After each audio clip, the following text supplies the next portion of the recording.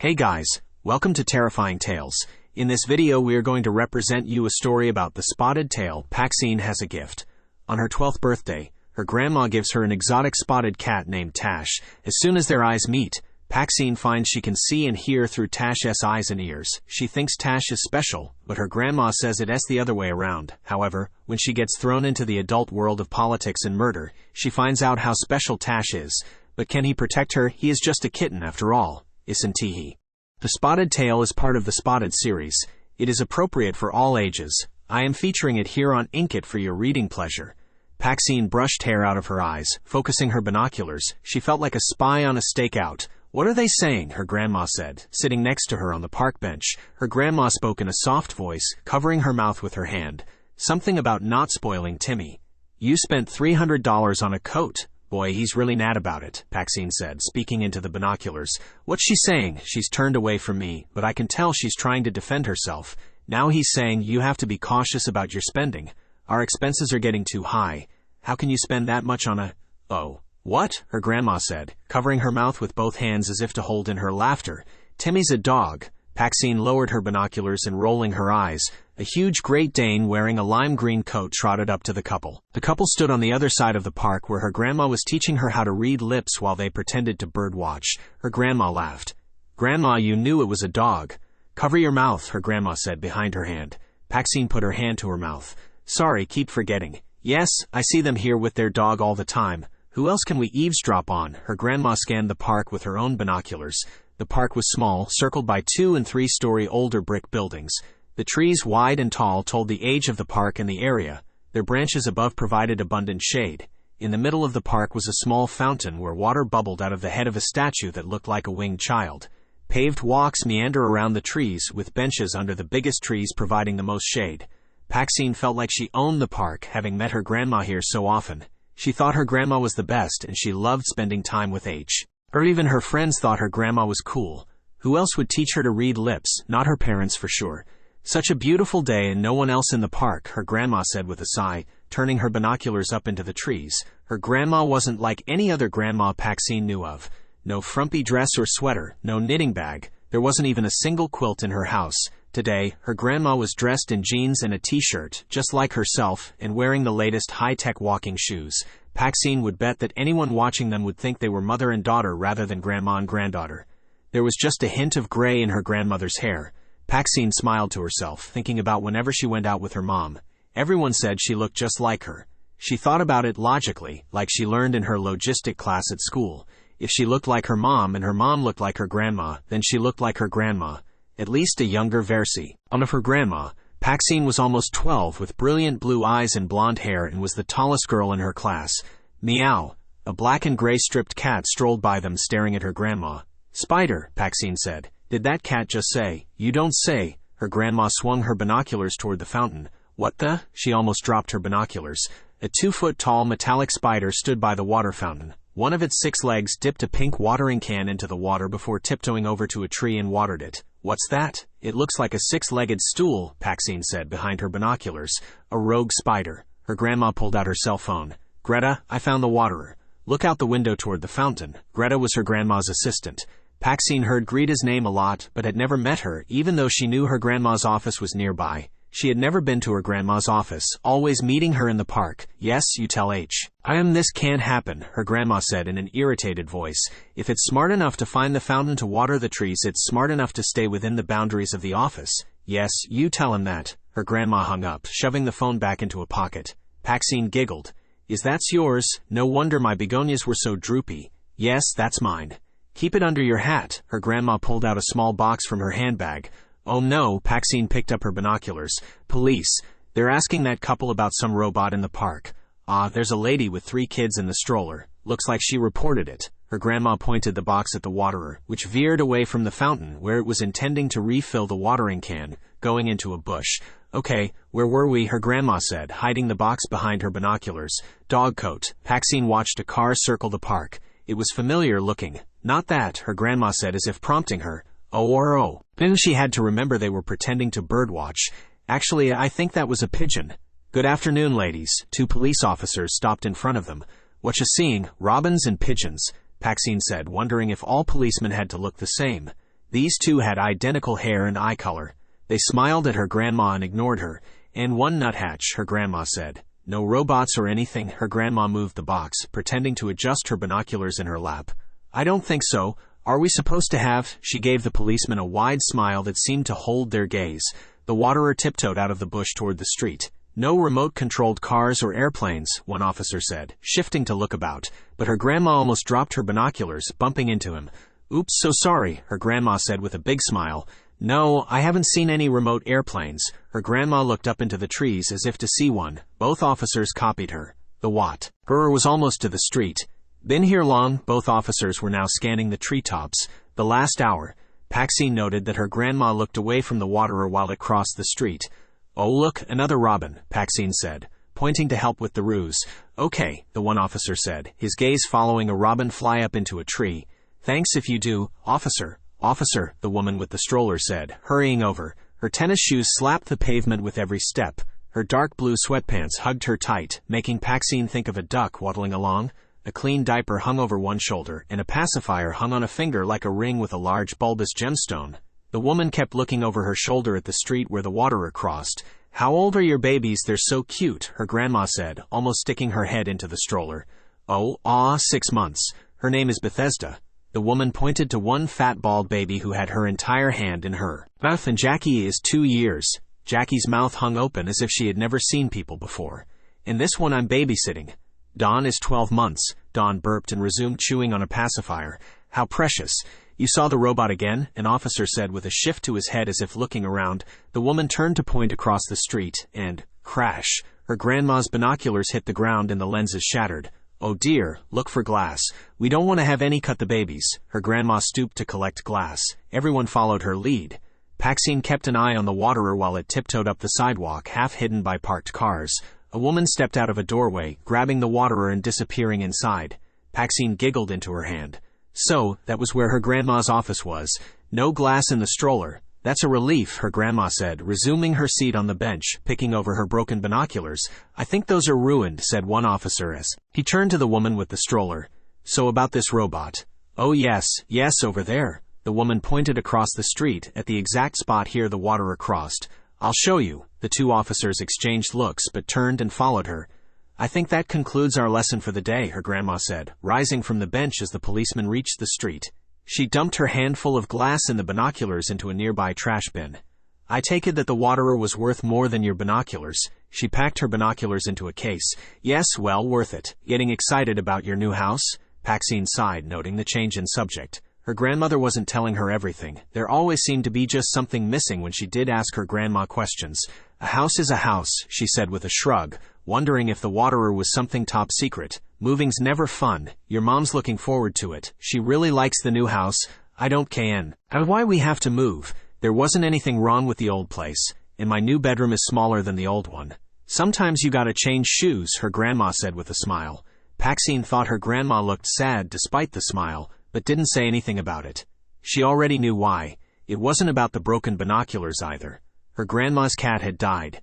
"You looking for another one?" she said, following her grandma over to the fountain. There were a few pennies surrounding the statue. For a moment she thought her grandma was going to toss one in, but instead she scooped out a leaf. "Yes, I am going to go to see some kittens today." For some reason, cats were important to her grandma, but PAXINE didn't know why. Deep down inside, she felt that she needed a cat too. Her friends were more interested in getting phones or hanging out at the mall checking out the cool fashions they weren't allowed to wear yet.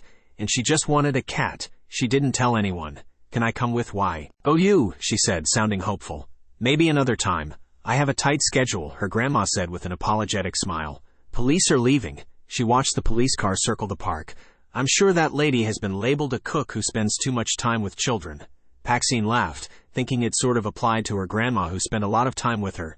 "I hope your waterer left weird footprints. Stroller lady looks pretty determined to find her robot. She's checking around the bushes and trees. Your mom will be here soon," her grandma said, looking up as if she was checking time with the sun. "Darn, I wish I could stay longer." She thought she saw a cat scoot out of sight under a bush. "Say, did that stray cat talk to you?" The question popped out before she realized how stupid it sounded. "Such a beautiful day and no one else in the park. We'll have to try them all next." "Boma Bounty," PAXINE said, suggesting her favorite place and wondering why her grandma avoided tea. He cat question, the cat meowing and her grandma seeing the waterer was coincidental, wasn't it? But didn't the cat say spider? Perhaps, her grandma didn't sound too excited about. That is a busy place with lots of people to eavesdrop on. A car drove around the park. That's not the first time that car has circled the park. PAXINE remembered to cover her mouth with her hand. Which one? Her grandma was looking up like she was checking birds in the trees. Blue sedan. She wished she hadn't packed up her binoculars. A cat ran through the grass not far from them between two trees. Did you see that? PAXINE said, pointing. No, I didn't see the car. No, the cat. She decided to unpacking her binoculars. Your mom should be here soon. Her grandma sat back down on the same bench. PAXINE joined her, getting her binoculars ready. Excitement tingled up her spine. She positioned her binoculars in the air, but she wasn't looking through them. There it is, PAXINE saw. And with a whisper, seeing the car out of the corner of her eyes. The car was only in her sight a moment, then it circled behind them. When the car came around to their other side, she lowered her binoculars toward the end of the park. The car drove into her view. The eyes of the man in the car seemed to meet her eyes through the binoculars. A man, he's watching us, PAXINE said in a loud voice, almost dropping her binoculars. The car squealed around, speeding off down a side street. A cat jumped from a tree at the end of the park and ran after it. There's no need to shout and be so obvious. Besides, he's probably lost. And there was another cat. Did you see? PAXINE thought her grandma wasn't paying her any attention. Oh, my phone. Her grandma looked startled. She pulled the vibrating phone from her purse. Hello, hi Dahlia. PAXINE wondered what was happening. Her mom didn't call just to say she was coming, especially when she was already expected. Sure, that's no problem. CEO. You later. Her grandma slid the phone back into her purse. Later, does that mean? PAXINE said, feeling hopeful. I guess you are coming with me to see kittens. Her grandma didn't sounding too happy about it. Really? PAXINE said in a high-pitched voice. She bounced on her toes. Your mom's committee meeting is running late. Her grandma rose.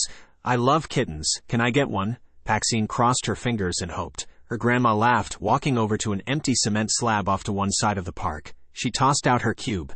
It expanded from a few inches in size to large enough to hold both of them. There are a few rules you have to follow in order to go with me. Her grandma put her hand on the cube to shut the door. PAXINE loved cubes. They took you anywhere in a blink of an eye. What rules? Here we are, the kitten room, the breeder said. The room was bright and sunny. Each wall sported a different color with paw prints stenciled up and down the walls. Here's a stool. The woman pointed out one of the short stools that littered the room amidst the toys. She was dressed in jeans and a t-shirt. Her feet were bare. Thank you. Her grandma shut the door in her face. Oh, she can come in, the breeder said. PAXINE didn't understand her grandma's first rule.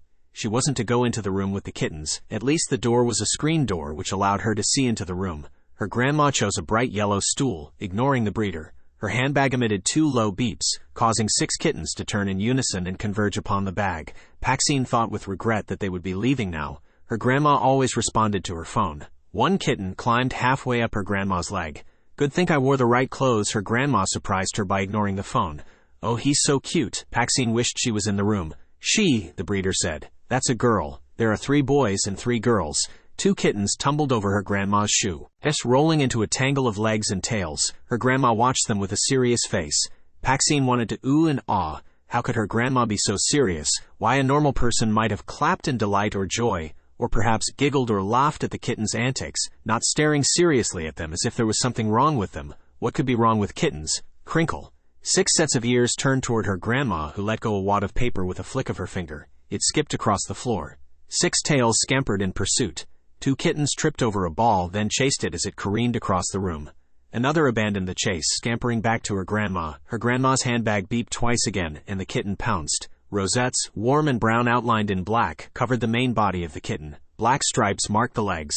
Black and brown marbling covered the kitten's shoulders, and black lightning bolts splashed across its cheeks. The kitten had round eyes, small rounded ears, and a fat medium-length tail, just like... Is that the mom? PAXINE spied a larger cat sitting up on a cat tree, staring at her grandma and the kitten.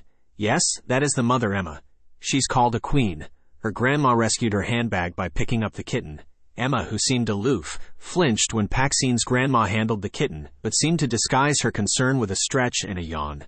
I can hear it purring from here. PAXINE wished all the more that she could be in the room with the kittens. Her grandma didn't seem pleased with the purring. Emma is an excellent mother, the breeder said, moving over to pet Emma. Her grandma didn't even seem pleased with how the kitten looked. PAXINE thought it was the most beautiful kitten she had ever seen. Another kitten dashed by, and her grandma released the first kitten, catching the second, not even raising from her stool, as if she did this all day, every day. Her grandma's phone beeped 3 times again, causing her to look up. Annoyed, tightening her grip on the kitten.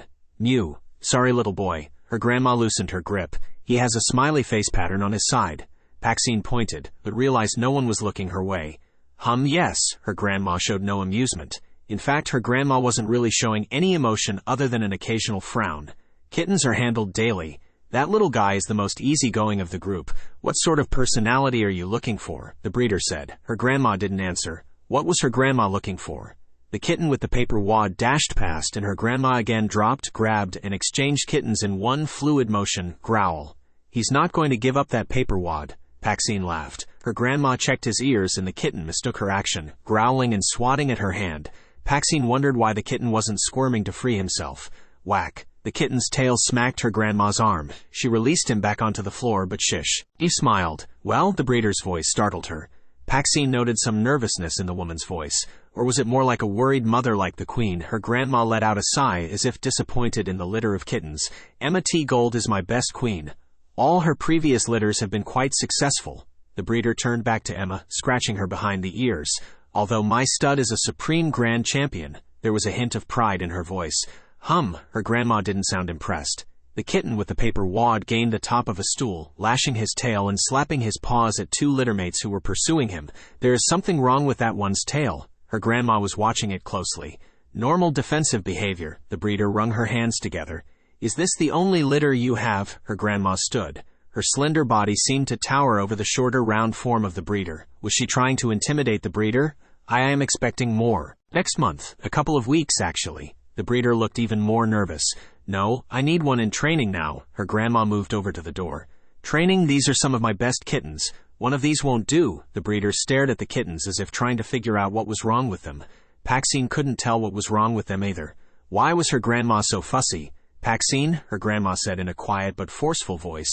Can you go stand by the front door? Rule number 2. Whatever her grandma told her to do, she was supposed to do it with no questions asked. A cat brushed past her, going the opposite way down the hall. Hi to you too, PAXINE said to the cat while she obeyed her grandma. The cat flicked its tail at her as her grandma's voice just reached her. Well, maybe that one might do. Her grandma was going to get one anyway. Which one? Certainly not the wacky tail one.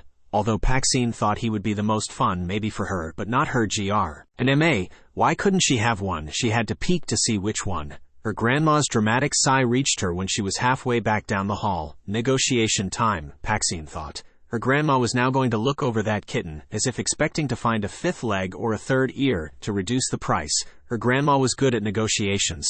Oh dear, the breeder was just visible by the door. She was wringing her hands. That one is taken. No negotiations after all, PAXINE thought, moving to where she could see into the room. Maybe she could visit the kittens now. You didn't say any of these kittens were taken. I thought I was only seeing those kittens available. Her grandma didn't sound very happy. She dropped the kitten she was holding. It scampered off, unconcerned about its dramatic dismount. PAXINE couldn't tell which one it was. The breeder blocked her view. There is another male. He is just as perfect as that one. One of the boys. Which boy? There were 3 of them. Her grandma's phone beeped 3 times again. Was that her grandma's phone trying to crawl out of her handbag? Her grandma clutched her handbag, forcing whatever it was back down into the bag. I'm afraid a kitten isn't just a kitten. Well, since you don't have any that I really like. Her grandma headed toward the door, causing PAXINE to duck back. Oh, let me check to make sure. The breeder hurried out of the room looking to be in a panic. PAXINE froze when the woman brushed past her as if she was invisible. Her grandma sat again on her stool, looking bored. PAXINE wondered if this was a ploy. The breeder was a professional who didn't make mistakes, only made you spend more time with the kittens just in case one grabbed your heartstrings. The kitten with the paper wad dashed past to one of the cat trees. The cat tree provided a path for the kitten to climb up and hop over onto a small dresser. On top of the dresser was a small cat-shaped box with drawers. The kitten pawed open one drawer, dropping in tea. Paper wad. He left the drawer open, climbing down to rejoin his littermates. The breeder brushed past PAXINE, startling her again. Oh goodness, I was wrong, thank goodness. It is the other male that's taken, the one with the bigger spots. The breeder looked relieved. She had a handful of papers with her. PAXINE's heart skipped a beat. Her grandma had seen her. She backed down the hall, hoping her grandma wasn't going to be mad. The usual pet price, her grandma's voice just reaching her. PAXINE reached the front door. She heard the breeder answer, but her voice was but a mumble. She felt some excitement that her grandma was getting a kitten. Would she get to play with it? PAXINE stiffened at the sight of a security camera aimed at the front door. Security for kittens. Do you have a name picked out yet? The breeder was following her grandma down the hall toward the front door. Her grandma wasn't carrying a kitten. Where was it? In her handbag. Or didn't she get one? So what happened? At a price not right. Please, let me know when you have another litter. It is impossible to find good kittens these days. Thank you. PAXINE pretended she had been at the door the whole time being bored. She yawned. Done? She knew her voice sounded too sweet. It was hard to fool her grandma. All done. Her grandma revealed nothing in her expression and said nothing while they walked to the end of the breeder's driveway where her grandma tossed out her cube. Her grandma's phone beeped 3 times again and managed to crawl out of her handbag. Why is my phone trying to bite me? Her grandma said in a loud voice when the cube door opened, revealing an office area. Her grandma's office, PAXINE thought. A woman rose from behind the front desk. PAXINE knew this had to be Greta. She had the largest brown eyes that PAXINE had ever seen. Then Greta moved from around the desk, fluttering her hands gracefully as she tiptoed like a dancer across the room. Good selection, Greta danced Arun. The waterer as it tiptoed toward the plants by the picture window. The window looked out at the park where they had been earlier. The pink watering can hung from one leg. Oh, and Garan fixed the waterer. However, he does need to talk to you. I take it he's the one sickying my phone on me. Ouch, it bit me again. Well, Greta's single question sounded like a dozen from the tone of her voice. Oh, sorry, Greta, this is PAXINE. I forgot she has never been here. Long overdue, her grandma said, making the introductions. Welcome, PAXINE. Would you like a drink while you wait? Yes, please. Sorry, dear. I need to take the call before this phone bites me again, her grandma said. PAXINE giggled behind her hand, watching her grandma head for a large door that opened when she approached. Well, Greta said again, raising an eyebrow. Her grandma shrugged a shoulder, but Greta smiled as if she had gotten her answer. PAXINE wondered what Greta's real question was, and what was her grandma's answer. Whatever it was, Greta seemed happy about it, dancing around her desk, disappearing behind a wall.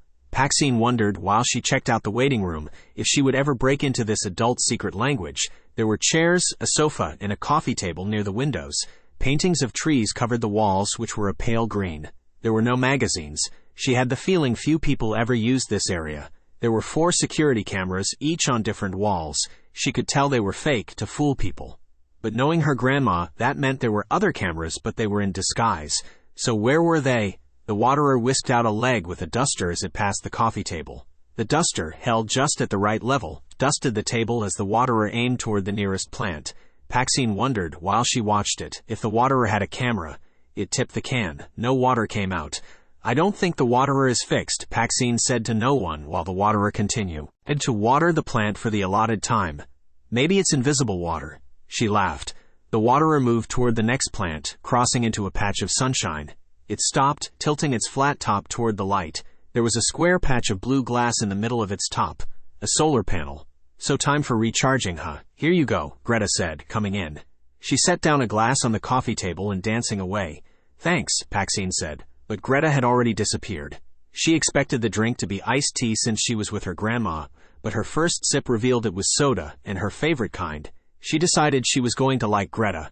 I'm afraid Garan isn't the only one demanding your attention. There is a customer. They want you to call as soon as you can. Already transferred funds. Greta's soft voice drifting over into the waiting area. PAXINE chose a chair at the edge of the waiting area so she could see into her grandma's office. She didn't need to be closer to hear Alwa. Wondering if she had the ears of a cat since she could always hear things that most people couldn't, like conversations in another room. Greta stood in the middle of the doorway, blocking most of PAXINE's view into the room.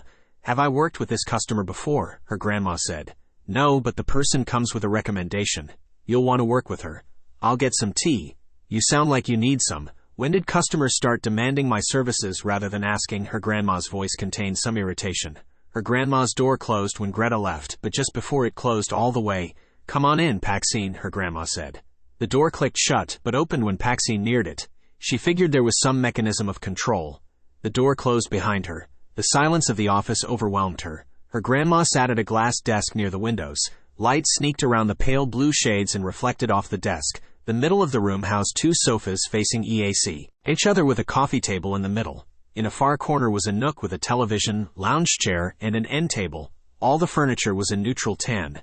Pale blue pillows on the sofa matched the window shades. The tone of the office was calm, except for the huge painting of a large, wild-looking spotted cat that hung opposite of her grandma's desk. The cat lounged on a tree branch in a jungle scene. "Do you like that?" Her grandma was referring to the painting. "Yeah." PAXINE was surprised to feel a great sense of awe. "Very powerful. It's a picture of one of our ancestors. A cat, a wild Asian leopard cat," her grandma said, coming over and putting a hand on her shoulder. "There is something you should know. I am the director of the foundation." "What's the foundation? Something secret?" She was feeling that she was hearing something important. "You'll be learning all about it." Her grandma was staring at the painting. "Like lip reading, yes, and speed reading. That's a new one." She made a mental note to study up on speed reading.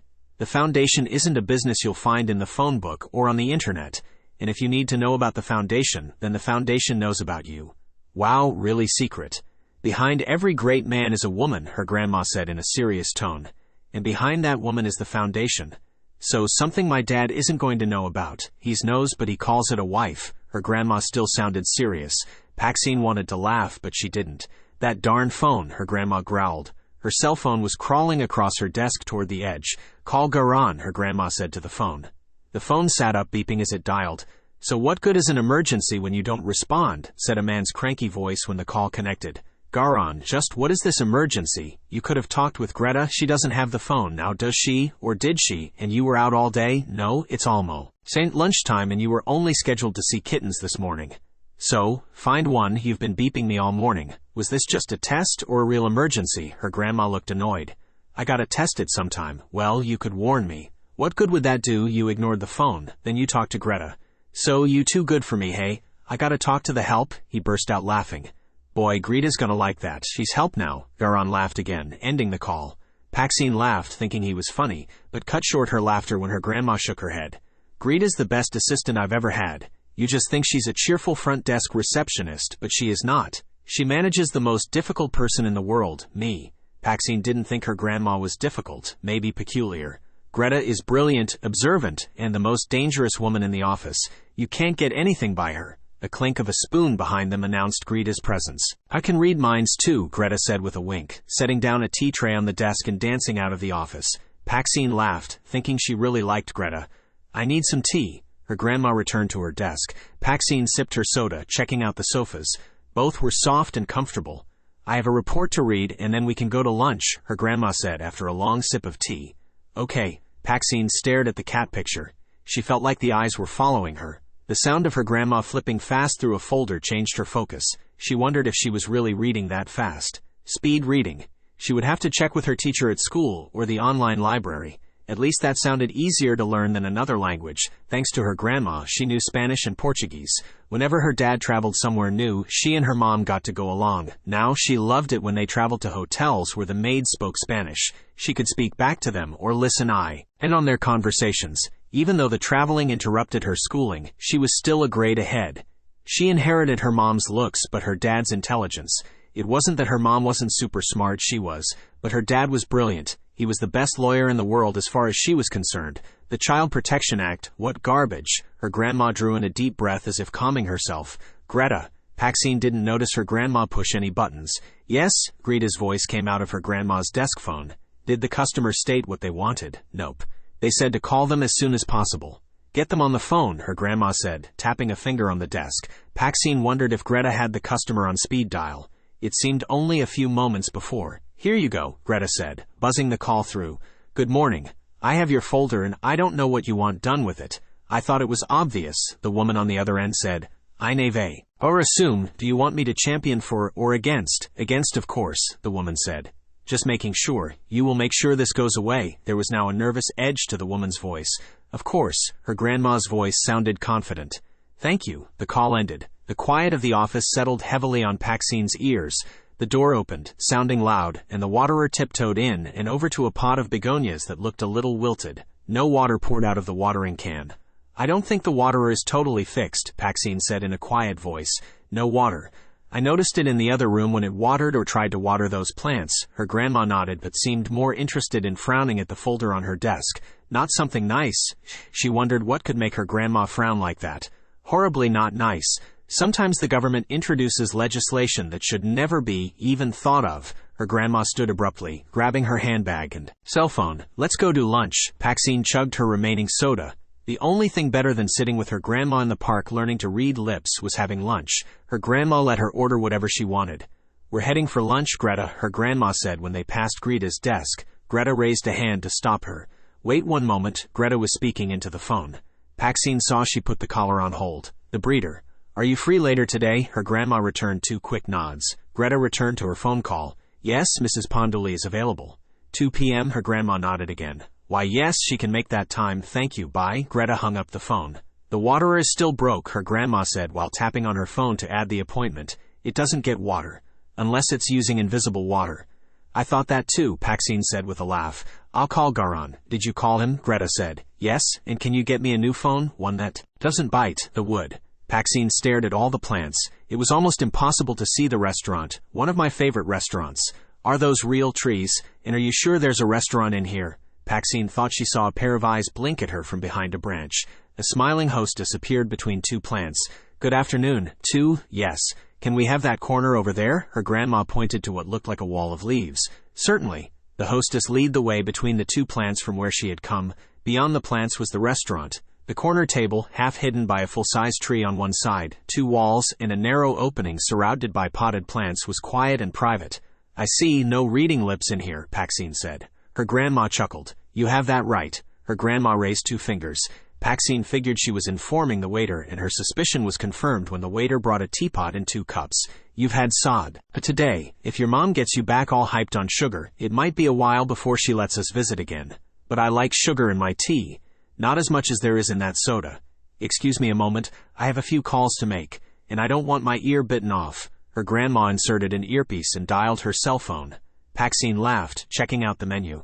"Gail, it's me." Her grandma sat staring up at the tree beside their table while she spoke. PAXINE pretended to be the caller on the other end of the phone as she hid behind the menu, mouthing the words of response. "Hi me, ha ha, how are you doing?" her grandma said. "I'm doing well, and you?" PAXINE thought would be the right response. "Good," her grandma said.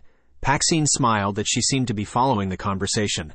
"I'm hearing rumors, something about a Child Protection Act. Is this important?" PAXINE thought that anything her grandma was concerned about was important, so the response would be, "Of course, it's important, don't you think?" "I think so. I need to know who knows what. Can you do some calling for me?" Of course the person would do some calling for her, PAXINE thought. "I'll call the 2 court judges' wives and our political representative's wife." Her grandma stirred her tea. PAXINE mouthed, "And I'll take all the rest, ha ha. Thanks, Gail." "Oh, no problem," PAXINE mouthed. "We must do lunch sometime. I was just thinking we needed one of those. You are down, thanks. Bye." Her grandma ended her call. PAXINE giggled behind the menu. "What's so funny in the menu?" Her grandma picked up her menu. "Reubens are always fun." She wasn't going to let grandma know why she was really giggling. "Ladies, are you ready to order?" A waiter slipped in between the plants. PAXINE always liked the restaurants where the waiters memorized your order and never wrote it down. "Reuben." Dressing on the side, PAXINE said. "Make that too," her grandma said. "With fries," PAXINE ate almost forgetting. "Ditto," her grandma said. "Very good." The waiter took their menus, disappearing into the shrubbery. "So lunch with Gail," PAXINE said. "No, a tea party." Her grandma resumed keying into her phone. "Business or pleasure?" PAXINE looked up into the tree near their table. There was something up there. Her grandma smiled. "Business." She dialed her phone again. "Patricia, this is Sarah." PAXINE didn't have the menu to hide behind, but thought the other person would say, "Hi Sarah, so nice to hear from you." "Yes, Sarah Pondoli." Her grandma leaned back in her chair annoyed. This call wasn't going as planned, PAXINE thought. "I'm hearing rumors, something about a Child Protection Act. What have you heard?" PAXINE guessed the person would say, "Oh, why the same rumors you were hearing, right?" "What rumors?" Her grandma glared up at the tree, looking like she was counting branches. PAXINE stopped playing her game, concentrating on her grandma's annoyance. In the long pause before her grandma talked again. This Patricia must have been making something up. "What do you know, Patricia?" Her grandma was done with staring at the tree, tapping an impatient finger on the table and glaring at her tea. The call must have ended. Her grandma stared at the phone before putting it down. "Who's Patricia?" Apparently not a team player. Her grandma took a sip of tea. A leaf drifted down from the tree. "There's a cat up there." PAXINE looked up. However, a glance at her grandma told her she was being ignored. Her grandma was back to tapping on her phone. "2 Reubens, dressing on the side. Anything else, ladies? Enjoy." Their waiter dashed off without even waiting to get a reply from them. 2 more calls to make. However, her grandma took the time to dip a corner of her sandwich into the dressing and take a bite. "Hum. Hum." PAXINE had her own mouthful. Okay, now 2 more calls. Her grandma licked her fingers. PAXINE found the Reuben W. As delicious. The bread was lightly toasted and was her favorite multicolored bread with chocolate-looking swirls. The filling in between the bread was generous and the dressing was sweet. The sandwich melted in her mouth. Her grandma called Judge Sampling's wife. PAXINE knew her because her mom and Mrs. Sampling liked to go shopping together and do lunch. The call didn't get her grandma the information she seemed to be looking for. Neither did the next call to the other judge's wife, who PAXINE didn't know. PAXINE was dipping fries into the last of her dressing when her grandma put her phone down to focus on her sandwich. Why didn't you get a kitten at the last place? Her grandma didn't respond. PAXINE knew since her grandma seemed busy with her sandwich, she wasn't going to get an answer. Can I go with you this afternoon to see kittens? Her grandma nodded, swallowing her mouthful. I haven't heard from your mother, so I guess you're going. Can I play with them this time? No, S.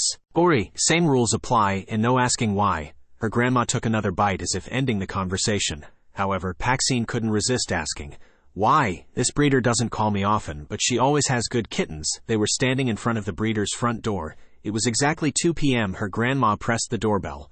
PAXINE figured the breeder was waiting for them since she answered the door only moments after the bell rang. Hello, Mrs. Pondoli. Come in. The woman was overly cheerful. She wore a blue housecoat and mangled slippers. A fluffy cat toy was sticking out of one pocket. Thank you. I'm so glad to hear you have kittens. The living room housed a dozen sleeping cats. Toys littered the floor, but the house was clean. There weren't any cameras on the walls. Oh, it has been a long time since you've been calling. The breeder led them down a hall to a room.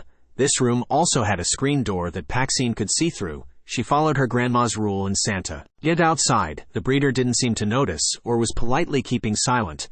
I have 2 kittens, but only one is of quality. He had been sold, but the people backed out of the deal. The first time that has ever happened with me. The breeder sounded offended that someone would do that to her. PAXINE took in the room. It wasn't as colorful as the last breeder's, but there were toys and cat trees consuming most of the floor space. Litter boxes of varying sizes lined one wall. The room smelled fresh. There weren't any cameras in this room either, or at least any that PAXINE could see. The only cats in the playroom were the 2 kittens. One was brown and black spotted, where the black spots were rosettes on a clear honey background. The other one was half the size of the first and gray or silver, or she's defective. The breeder dismissed the kitten with a wave of her hand, causing the kitten to dash behind a box. It's a recessive gene that results in what we call the blue color. A steel blue or GR. How she's a little shy too, and such a tiny girl. The breeder moved a low stool over. Her grandma accepted the stool and sat. PAXINE had the feeling that she was waiting for the kittens to make the first move. The male approached first, sniffing her grandma's fingers. PAXINE thought he was the most exotic-looking kitten she had ever seen. His coat even seemed covered in glitter. The kitten wasn't interested in fingers for long, and proceeding to hunt down the other kitten. He pounced on the tip of her tail, which was poking out from behind a box. The female kitten fled but did a sharp turn around another toy and attacked him back. In moments, the male was on his back trying to repel her attack, but she was swift. He escaped, dashing off with a hiss. The female kitten sat, smoothing down her ruffled coat. The breeder rushed over to retrieve the male, but her grandma put up a hand to stop her. Then she lowered her hand and presented it to the female. Her grandma couldn't be interested in that kitten was. PAXINE thought the gray kitten was boring and not very pretty when compared to the male. The female kitten paused only a moment to look at her grandma's hand, and then ignored it, continuing her grooming. Her grandma let her hand fall, seeming to resign to the fact that neither kitten was what she wanted. PAXINE wondered why it was so hard for her grandma to find a kitten she liked. The female kitten finished her grooming, then skirted around the room, keeping behind toys or stools. A skittish kitten wasn't any fun either. So why was her grandma still sitting there? The kitten disappeared behind a cat tree, and PAXINE expected her grandma to rise, but she didn't. Her grandma kept sitting there. Then the kitten reappeared, weaving around another stool before coming up behind her grandma. Her nose tapped her grandma's hand, sliding underneath until her tail tickled her grandma's palm. PAXINE thought she saw her grandma shiver. The kitten's color changed at this angle. She didn't seem as gray as before. Maybe more silver with a shimmer of tan or peach. There was a sparkle of glitter just like the male kitten, and just in the right light there were the faint hint of spots. Meep, the kitten's voice was quiet and musical. Her grandma looked down, locking eyes with the kitten.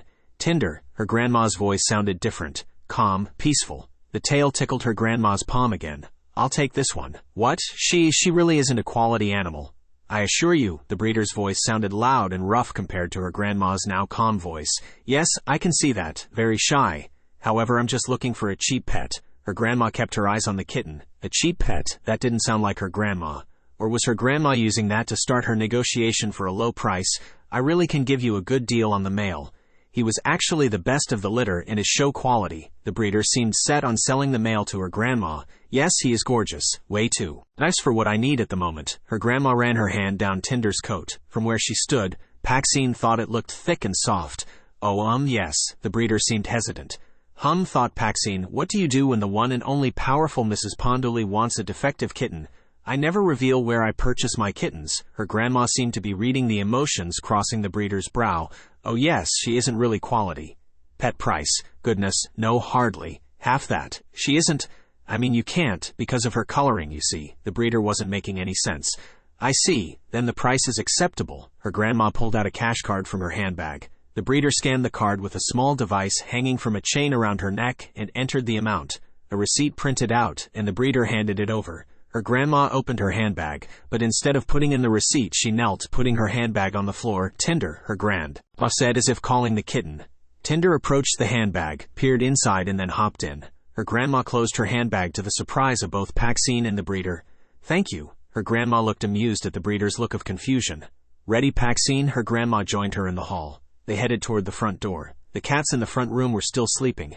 They left out the front with hardly a cat flicking an ear. Her grandma tossed out the cube and they stepped in. When the cube door opened, Greta was standing there like a sentry on watch. Well, again, her single-word question felt like a tirade of questions to PAXINE. Her grandma sidestepped around Greta, heading into her office. How was your trip to the breeder? Greta said, being more specific. In the bag. Grandma sounded evasive, but Greta broke into a big smile. Let's see, Greta said. Her grandma placed her handbag on her desk, unlatching the clasp.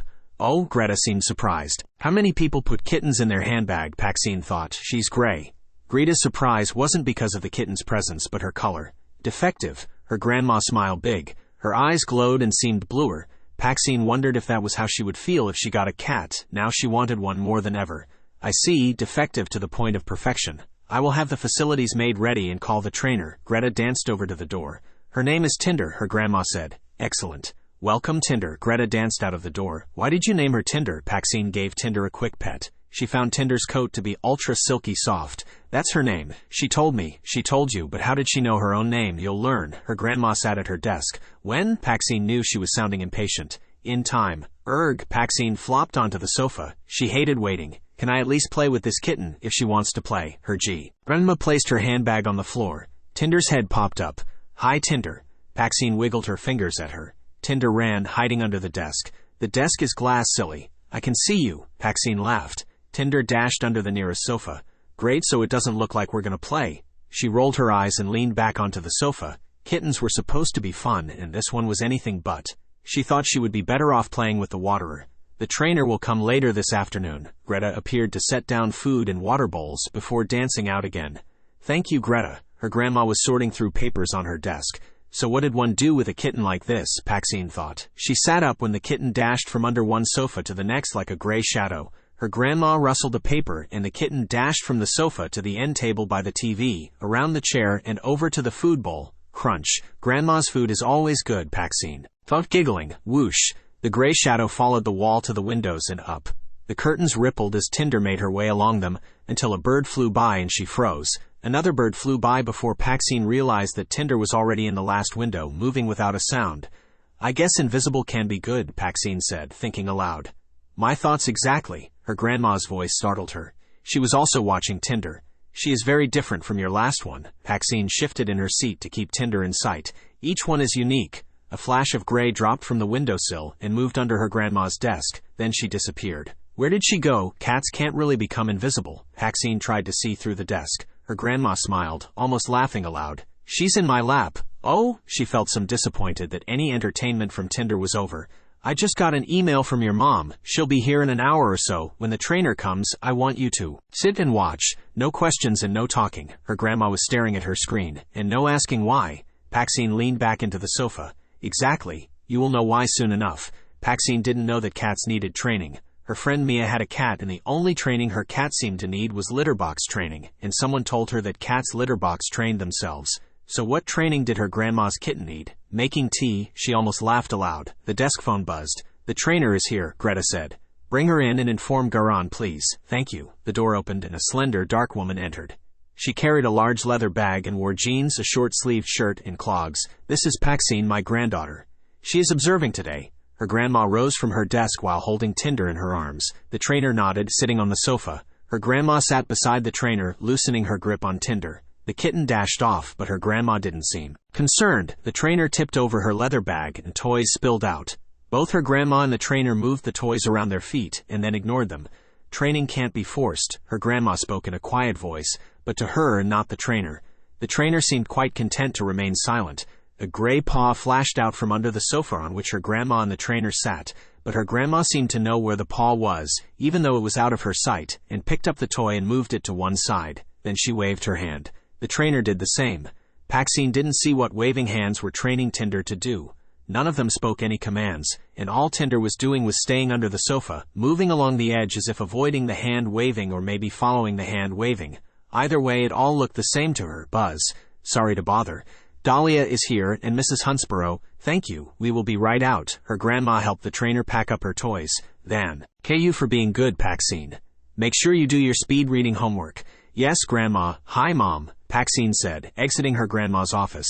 Her mom was dressed in an elegant silk dress with matching shoes, but the woman that stood beside her looked like she stepped out of a magazine. The woman seemed to know how well-dressed she was since she posed as if a model on a runway, brushing an invisible hair from her face and patting her bleached blonde hair before letting her hand trace her ear and finger her earring which matched her necklace. Her diamond cluster wedding ring glinted in the light. She wore a perfect frozen smile as if dozens of cameras were taking her picture. Nice talking with you, Patricia, Paxine's mom said to the woman. Patricia's smile moved, but a fraction as if that was enough of a response, and Kat walked her way into the office. How much did she say those shoes cost? Greta said with amazement after the door shut. Her mom did a short shake of her head before heading toward the cube landing. The next view was their house. Paxine followed her mom to the living room. She felt instantly bored. Moom. She drew out the work in a long, drawn-out moan. Paxine, her mom responded by mimicking her. Paxine flopped on the sofa in the living room. I don't have a room. I can't play my games. You spent the whole day with your grandma. Moom, and your birthday is coming up. Did your grandma get a new kitten? Yes, she got a kitten.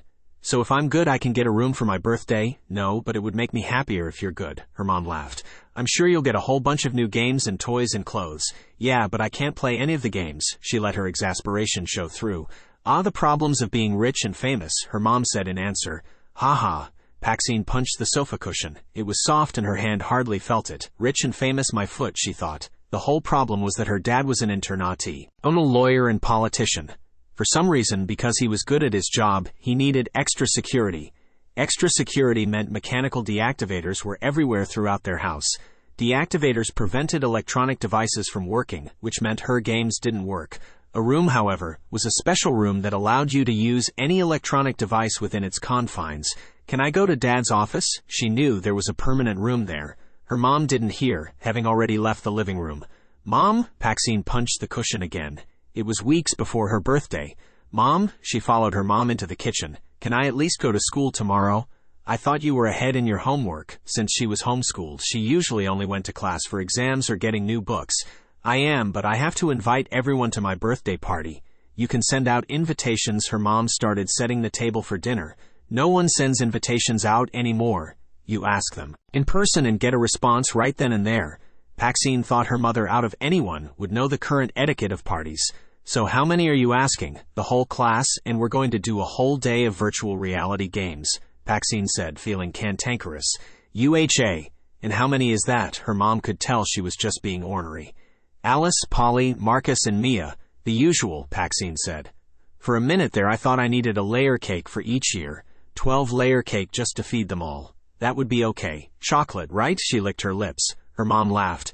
Yes, you can go to school tomorrow. Besides, thought Paxine, she had some grandma homework to do. In fact, tomorrow is your lucky day. Your dad and I have to go out, so Grandma will pick you up from school and you'll have dinner with her. Wow, a restaurant, and I can order my own dinner. Paxine pretended to be starry-eyed. Dinner at a restaurant with her parents was no different from dinner at home. She had to eat whatever was in front of her, which meant she never got to order what she really wanted. Sorry. I hear it's dinner at Grandma's house. That's okay too. I love Marietta's food. Marietta was her grandma's housekeeper. Her mom laughed. You sound like we never feed you. Well then, what's for supper? Italian sausage stew.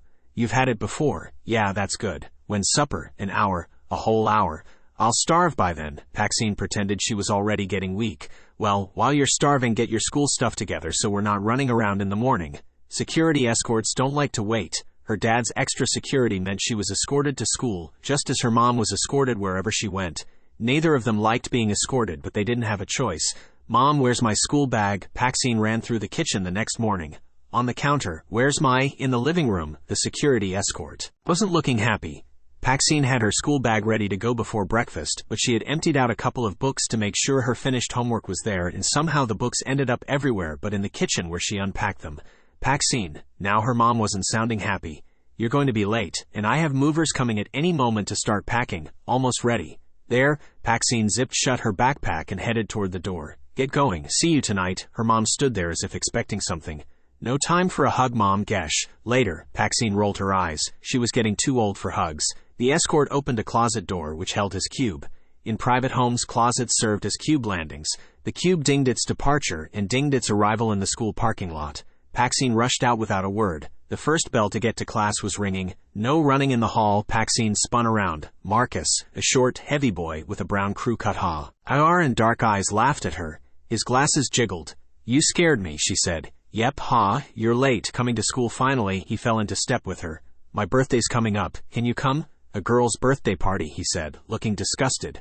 Virtual reality games, she said in an offhand manner. Count me in. He followed her into class. PAXINE knew Marcus wasn't the type of kid most people invited to parties. He didn't talk much, and he was always showing how smart he was when he did talk. However, he shared her love of virtual reality games and was a worthy opponent. She loved the challenge of beating him. Mia, PAXINE said to a girl who was a few inches shorter than her. Yo, PAXINE. Mia flung her long brown hair out of her eyes, cutting short her conversation with another girl who PAXINE knew was Chanty. Chanty had vivid red hair. She was the principal's daughter and very quiet, with the habit of being embarrassed by everything and turning as red as her hair. M.I. slapped hands and tapped elbows with PAXINE in greeting. Finally, you're coming to school, just for today. Chanty gave an embarrassed little wave as she sat at her desk. PAXINE felt a little sorry for her. But Chanty didn't play virtual reality games. Her mom was totally against them. My birthday's coming up. Can you come? PAXINE gave Chanty a half-hearted wave back. Of course. Saturday after next, right? Time? Mia said. 11, of course. Virtual reality, Mia said, looking as if there could only be one answer. Yeah, of course. Polly coming. Mia looked beyond PAXINE. Polly coming where? A tall blonde boy jumped behind PAXINE. He was the most popular boy in class, but he wasn't stuck up about it, and he loved virtual reality games. My birthday. Virtual reality, PAXINE said without a flinch. Count me in, he said. There were going to be some jealous girls, PAXINE thought, but she didn't care. We need 5 to play immersion de resistance, Marcus said, in a mumble behind everyone. Alice. PAXINE motioned to a blonde girl sitting at her desk. Mrs. Corner, her teacher, was trying to get everyone's attention. Alice didn't seem to have heard PAXINE and the others talking, but PAXINE knew better. The best way to describe Alice was the I'm always going to be good sort of student, but PAXINE knew her weakness. Virtual reality. PAXINE mouthed to Alice, who had turned her head just a bit. Excuse me, Mrs. Corner. Alice rose from her seat and joined her. Class is starting, PAXINE. Birthday, can you come? She ignored Alice's attempt at being bossy. Yes, I can, thank you, usual time. Alice was very proper. Yep, PAXINE spun to face Mrs. Corner. PAXINE. Mrs. Corner was zeroing in on the reason the last few students were ignoring her. Good morning, Mrs. Corner. I've got homework to turn in. She pulled out a bunch of papers from her school bag. It was nice never needing a note to explain her absences. As long as the school kept receiving her homework, the school was happy with her progress. Glad you could make it. Take your seats, everyone, Mrs. Corner said, taking the papers. Who thought of a virtual reality game that requires 5 people? That is just plain stupid. Alice was the last one to join the group at lunch. How do you always know when it's pizza day? Polly said. PAXINE rolled her eyes. It's Friday. Every Friday is pizza day. Oh yeah, he laughed, digging into his second piece.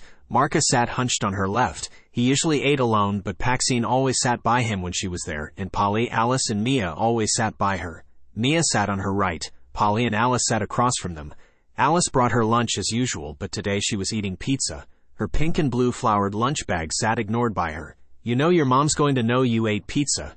PAXINE poked her bag. Alice shrugged. Polly took her lunch bag. See, someone took my lunch, Alice said. I had to eat something. Everyone laughed. Polly opened her bag and stole her sandwich. Your mom does make the best sandwiches. It's yours, but the pudding is mine. She grabbed her lunch bag back. So why 5 players? Alice moved the topic back to the virtual reality game.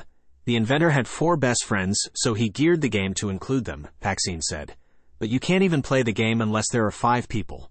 So even to practice you need 5 people. Alice slapped Polly's hand away from her pudding. He designed the game just for himself and friends, but someone liked it so much, they marketed it, Marcus said. Say, do you have enough goggles and gloves? I guess he wasn't the only one with 4 friends who liked to play virtual reality game, PAXINE said. Besides, it keeps it even. Everyone gets the same amount of game time and practice. I can hardly wait. But who would come to school just for pizza day? Polly managed to steal Alice's pudding without her noticing. Polly, I didn't come to school for pizza day. I came to invite you guys to my birthday party. Duh. Besides, tomorrow is moving day, and my mom was going to have a house full of Packers today. I think I'd rather be here. She rolled her eyes. When we last moved, I found the perfect skeleton of my snapping turtle under my dresser. Marcus was staring at his empty plate. Do you have enough goggles and gloves? Razor? So that's what happened to him, Mia said. I liked him. Yeah, I have 2 pairs of gloves and goggles. I'll bring them both, but you'll have to pack when you get home. That's no fun. Alice looked around for her pudding. I don't have any goggles or gloves. Not going home, going to Grandma's. Mom and Dad are going out, something with my dad's work. I have 2 pairs of gloves and goggles. So if everyone brings what they got, we're set. I wish your birthday was this weekend, Mia said. I know. I hate waiting. PAXINE stole Alice's pudding away from Polly, who wasn't looking. Mrs. Corner. PAXINE had 15 minutes before class was over. Everyone was working on a project that she had finished long ago, so she had some spare time. I'd like to know about speed reading. Can I go to the library? Do you intend to read the whole library? Mrs. Corner said with a laugh. No, I just need a book on how to learn speed reading. I know just the book you want, but it's already checked out. Here's the title. Mrs. Corner wrote on a slip of paper and handed it to her. Speed reading for the executive, PAXINE said, reading the paper. I do know Mr. Piper has it. You can go down to his classroom and see if you can borrow it from him. Mr. Piper was the English teacher. Thanks, I'll go right now. She hoisted up her school bag. Don't leave yet, PAXINE. Alice rushed up to her, looking worried. My mom's gonna want an invitation. Sheesh, can you just make one up? PAXINE hoped Alice wasn't going to be strict about that, making her have to get one invitation made up. Yet I can do that, but it can't be in my handwriting. Here, just fill in your name, date, and place. Alice handed her a handmade invitation with ribbons and balloons drawn all over it. Nice invitation. PAXINE filled in the spots. There, she was glad that was all she had to do. Sometimes Alice was a stickler for the rules, but virtual reality games tended to make her a little more flexible. See you at the party. All right, class. Clean up. Time's up, Mrs. Corner said, clapping her hands. See you later, PAXINE. Can't wait till the party, Marcus said, handing in his project. Yeah, I can hardly wait. It's going to be so cool. She hurried out to the hall. Her footsteps echoed. She had 10 minutes until the halls would fill with everyone heading home, and she had a couple of halls to navigate to get to Mr. Piper's room. Another set of footsteps came from behind. They sounded eerie, sending a shiver up her spine. She turned a corner, but felt the urge to stop and peer around. A man stopped to look inside Mrs. Corner's classroom door window. She didn't recognize him. Probably someone's dad, she thought, but she had a strong urge to be invisible. Her shoes made too much noise. She slipped them off, tiptoeing down the hall in her socks. The man's footsteps echoed down the hall, but then faded. He must have turned the other way. PAXINE ran down toward Mr. Piper's classroom, slipping and sliding in her socks. She almost didn't make the next corner, but grabbed the wall to steady herself. This was too much fun, she thought, keeping herself from laughing aloud. Something gray streaked across the hall and disappeared. PAXINE slid to a stop. That was a cat. In school, Tinder no. Tinder was still a kitten. Footsteps came around the corner. The man, the same man who looked into her classroom, the same man in the car, stopped startled to see her. Then he ran straight toward her. PAXINE spun around and ran, sliding around the corner. Again, something gray streaked across the hall into an empty, open classroom. PAXINE flung one of her shoes down the hall and ducked into the room. The man's footsteps passed the classroom. Down the hall, her heart beat like a drum in her chest. She strained her ears to listen for footsteps, only to jump when the bells rang and the halls filled with students. What just happened? She shook her head, afraid to leave the classroom. Meow, a cat, out in the hallway. Is this your shoe? Her grandma said when PAXINE poked her head out the door. Tinder was just visible in her grandma's handbag. Kids passed them without seeming to notice, focused on getting out of school. Yeah, PAXINE slipped on the shoe she had. What happened? Her grandma said, looking concerned. Oh, nothing. I was trying to get to Mr. Piper's classroom to borrow a book, PAXINE said, reaching for the shoe her grandma held. No, what happened? Her grandma's voice was stern voice. She knew she had to explain. The one in the car in the park, chased me. PAXINE found hers. Though feeling silly, she was probably mistaken and expecting her grandma to tell her so. Did you see a cat? Her grandma said, handing over the shoe. Yeah, I keep seeing cats. She slipped on the shoe. The same man as at the park. At first, PAXINE thought her grandma had asked a question, but realized she was just repeating a fact. I left class early to borrow a book. I heard him coming. I didn't recognize him at first, only saw him from the back. He scared me. She knew she had overreacted and again expected her grandma to say so, but her grandma didn't. Instead, she changed the subject. Here's the book I wanted you to read, her grandma said, handing her the exact book her teacher had sent her to borrow. I remembered I had a copy, and amazingly I found it, so you can keep that as long as you want. Her grandma led her out to the school's parking lot. Let me know if you see the man. Okay. PAXINE pretended to wave goodbye to someone to cover the fact that she was looking AR. The man wasn't in sight. Her grandma tossed out her cube but didn't go in, looking through her handbag. PAXINE wondered what her grandma was looking for, then realized her grandma was just waiting to see if the man came into view, but he didn't. Well, at least you have some homework to do tonight. All set for moving tomorrow? Her grandma said, entering the cube. No, Mom says she has everything handled. But I know I'm not going to be able to find anything. You mean everything will be put away where it should be? Her grandma laughed. The cube door closed. Ha, so what's Marietta fixing for dinner? She could feel her stomach growl. You'll just have to wait and see. Grandma, PAXINE said with a sigh, dropping her shoulders. I hate waiting. You'll have to wait a little longer. I have to stop back at the office before we head to my house. Hey PAXINE, seeing a lot of you lately. Greta greeted them as soon as the cube door opened. I have those reports on your desk, she said to her grandma. Hey, it's the lady with the stroller, PAXINE said, looking out the window at the park. Yeah, she's been out there all day looking for something. Greta returned to her desk. PAXINE laughed. You mean the robot, the waterer? Oh, she saw it, yeah, called the police. But you dragged it back in before the police saw it. I'm sure they labeled her a cook. Greta laughed. Greta? Her grandma didn't sound happy. There isn't any food in Tinder's bowl. Greta danced into her grandma's office. I filled it earlier today. She must be hungry. But she's so little. Her grandma was checking her handbag to make sure Tinder was there. Okay, PAXINE, let's go. Off to Grandma's house we go, PAXINE said with a laugh. The cube opened to delicious smells. Whatever we're having is in the oven. Marietta is on loan tonight, helping another family. She'll be back later. I'll set the table. PAXINE hoped that would get them to eat soon. Thank you. They had to get these shoes off. Her grandma headed upstairs to change. PAXINE dropped her backpack on her grandma's sofa before heading to the kitchen. The table was already set for two. There was one casserole dish in the oven, but she couldn't tell what type of casserole. Well, I guess it doesn't matter. They're all good, she said to herself, taking in the kitchen. PAXINE loved her grandma's kitchen. It was open and painted lilac.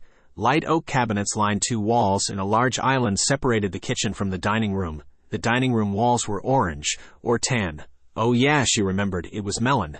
The dining room opened up into the living room, which was painted light green. Or was it waterspout? She thought paint color names were funny. She checked the refrigerator, but there wasn't any soda. All set, great, thank you. Her grandma was now dressed in jeans and a t-shirt. She was barefoot.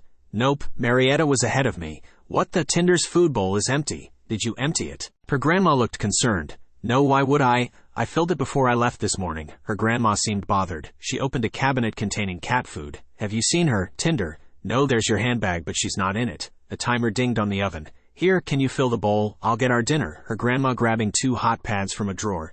How many scoops? Fill it up.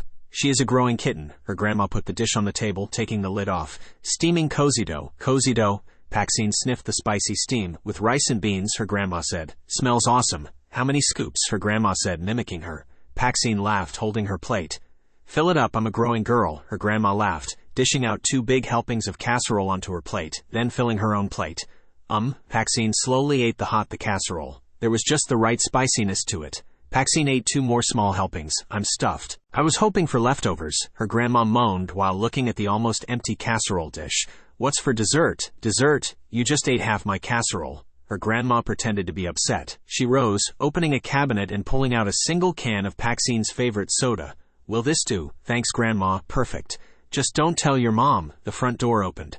PAXINE sighed, hoping it wasn't her mom. But who else could it be? She wondered if she could hide the soda. Marietta stepped into the kitchen. She stood there with her head down, stiff and proper, gripping her purse in front of her. She was a medium-sized Portuguese woman with dark eyes and hair. PAXINE's grandma seemed to know many Portuguese housekeepers, most of them related to Marietta. PAXINE had accompanied her grandma to the farmer's market in the past, and they always seemed to run into all of them. She figured it must have been market day for all the housekeepers. Her grandma always spent time talking with them, catching up on how they were doing. How is the Judge's family? Her grandma only spoke Portuguese when talking with Marietta. Judge Schumacher wife expecting baby, Marietta said. That's number 8. Her grandma raised her eyebrows. Marietta nodded. What else? Her grandma said. Judge only say good things about child act. Expected. How is your sister doing? Her ankle getting better. Only one more week rest. Marietta's sister is the housekeeper at the Schumacher's house, her grandma said in explanation to PAXINE, speaking English. PAXINE knew Marietta could speak English, but she never did around anyone unless she had to. She didn't know why her grandma switched back and forth from Portuguese and English when she could have kept speaking Portuguese. Maybe her grandma liked the practice. Her grandma switched back to Portuguese when she addressed Marietta. Good to hear. Help her as much as you need to and keep your ears open. Yes, Mum, that's all for tonight. PAXINE and I will clean up. Good night. Oh, and dinner was delicious. Very good, PAXINE said in Portuguese, patting her stomach. Yes, Mum. Marietta let escape a little smile of appreciation while she backed out of the kitchen. Her grandma's smile drooped as soon as the front door closed behind Marietta. That Judge Schumacher is a pretty influential judge. He supports anything remotely family-oriented, whether he's read it or not. So that's not good, not this time. And his wife is too busy having babies to come to tea parties, her grandma said. PAXINE wondered what these tea parties were about. They seemed more business than fun. Now where is that kitten? Her grandma looked concerned. In the morning, her mom was there to get her. As soon as they arrived at the new house, PAXINE wished she was back at her grandma's. The house was a mess, and she was now her mom's little helper in cleaning it up. The movers had emptied their old house and dumped everything into the new one. Gladly dumped. PAXINE found all her clothes, toys, and books thrown into her new room. The movers emptied each box onto the floor. Her mom was furious, but there was nothing to do but never use those movers again and clean up the mess. Put those dishes into that cabinet, her mom said, directing her. Her dad was taking time off from work, organizing all his books in his office. I'm glad I taped shut the filing cabinets. He came in carrying an armful of books. I think these belong in the kitchen. And why do you think that? Her mom sounded testy. They're cookbooks with some of my favorite recipes from my favorite cook. He put them in order in a cabinet that already had other cookbooks. Oh, thanks, her mom said, picking up a pile of kitchen towels. Well, I found the mustard and the steak knives. The towels were hiding them. I'll get those, her dad said, picking up the knives. That drawer, her mom said. Her dad put them away, then stashed the mustard into the frig. His fa. They rang. Yes, her dad listened, standing motionless for a few moments. Okay, he hung up. The owner of the moving company is coming to see what happened. Her mom nodded and got on her cell phone. Mom, can PAXINE have lunch with you? PAXINE crossed her fingers, hoping her grandma was free. I'll bring her right over. Her mom ended the call. Yes, PAXINE wanted to dance, but thought better of it. I don't think you'll complain about lunch with your grandma, her mom said. Nope, no complaints. I'm ready. She already had her backpack. Cube is in the upstairs closet. Her mom headed toward the stairs. There's Grandma. PAXINE pointed across the street as soon as the cube door opened. They were at the park. Her grandma was carrying 2 box lunches. Hi, Grandma. I'm not late, am I? Her grandma said. Hi, Mom, PAXINE's mom said. Nope, we just got here. Is that your new one? This is Tinder. Her grandma waved a hand as if Tinder was standing in front of her when Tinder was actually hiding behind her. She is getting prettier every day, PAXINE said. She doesn't look so gray out here in the sunshine. Tinder stood aloof behind her grandma, but after a few minutes let PAXINE pet her. She is pretty. Different from the last one, but I guess they are always different. Her mom's offered hand was finally given a sniff by Tinder. As needed, her grandma said. PAXINE didn't understand what she meant. I'll be back in an hour or so. Her mom stepped back into her cube. I can hardly wait to get a cube, PAXINE said, watching her mom leave. Do you get to use one when you're 16? Her grandma smiled, handing her a lunchbox. They settled on a bench and Tinder disappeared into some flowers. So I hear moving isn't fun. Her grandma opened her box. Nope. I think Mom and Dad are going to do some yelling at the movers, which is probably why I'm here. And I don't think Mom will be back in an hour. I did bring my speed reading book if I have to spend time at your office. PAXINE opened her box lunch and was pleased with the contents. That's good. I do have a lot of work. So is the house really as bad as your mom said? Worse. Image someone dumping everything you own on the floor. Yeah, your mom won't be back in an hour and I'm glad we're both not there. I guess we can do more training on lip reading. Her grandma looked around. There isn't anyone here at the moment, PAXINE said, sorting through the box lunch, which was from the gourmet deli down the block. Yum. ham with Swiss on my favorite sourdough with a chocolate chunk cookie. And fruit so it's healthy, her grandma laughed. And fresh fruit salad so it's healthy, she chuckled but stopped short. There was a car circling the park. Bottled water, her grandma picked out the bottle, not sounding too excited. Greta must have ordered this. PAXINE turned back to her lunch. Her grandma laughed. As usual, someone has to keep us healthy. Such a nice park and no one. He uses it. Might be a short lesson today. Oh, here comes someone talking on his phone.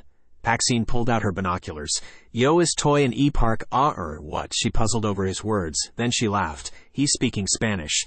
Excellent. But what did he say? Her grandma seemed to be looking in another direction. I am in the park right now. Yo estoy en el parque ahora, PAXINE said, speaking perfect Spanish. Excellent. However, her grandma didn't sound like she was praising her.